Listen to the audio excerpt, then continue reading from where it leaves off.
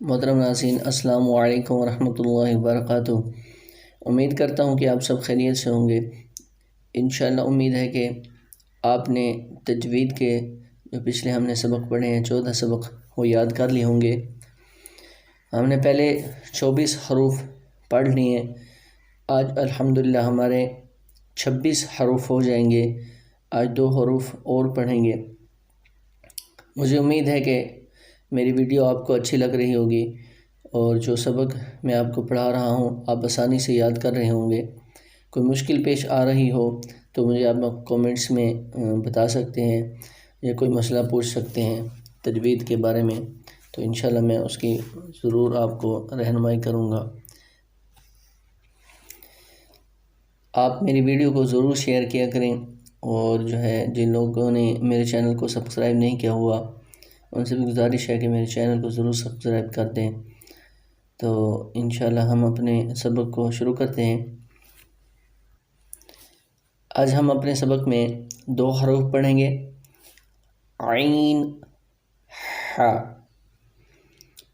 اس کا مخرج یہ ہے کہ ہمارا جو حلق ہے اس کا درمیانی حصہ، اور وہاں سے عین حا، یہ 2 حروف وہاں سے آسانی سے ادا ہوں گے۔ ان میں ہم نے سختی نہیں کرنی۔ عین حا، یہ اکثر جو میں نے کل حرف پڑھا ہے اس میں اور اس میں، ان دونوں میں، یعنی کہ ہا اور حا، یہ 2 حروف الگ الگ ہیں۔ ان میں اکثر لوگ جو ہے وہ غلطی کر جاتے ہیں۔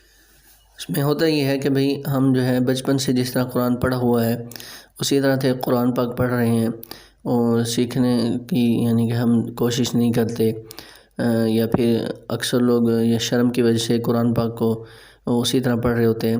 تو ہمیں چاہیے کہ ہم اپنا قرآن پاک کم سے کم یہ ہے کہ ہم جو نماز میں پڑھ رہے ہیں قرآن، وہ ہماری نماز اور قرآن یعنی اچھا ہو جائے۔ آخری سپارے کی صورتیں ہیں جو چھوٹی، وہ ہماری یعنی تجوید کے مطابق ہو جائے، ہم اس کو سیکھ کر پڑھیں۔ تو میں نے یہ 2 حروف آپ کے سامنے پڑھے ہیں، عین حا۔ یہ حلق کے درمیان سے، یعنی حلق کا درمیان والا حصہ ہے، وہاں سے یہ 2 حروف آسانی سے ادا ہو جائیں گے۔ تو آپ اس کی بار بار پریکٹس کریں، اس کی کوشش کریں، یہ حروف انشاءاللہ آپ کے آسانی سے ٹھیک ہو جائیں گے۔ اگلی ویڈیو اور اگلے سبق تک کے لیے مجھے اجازت دیجیے۔ اگر آپ نے چینل کو سبسکرائب نہیں کیا سبسکرائب کر دیں، لائک نہیں کیا لائک کر دیں، کمنٹس نہیں کیا کمنٹس کر دیں۔ اپنی دعاؤں میں مجھے یاد رکھیے گا۔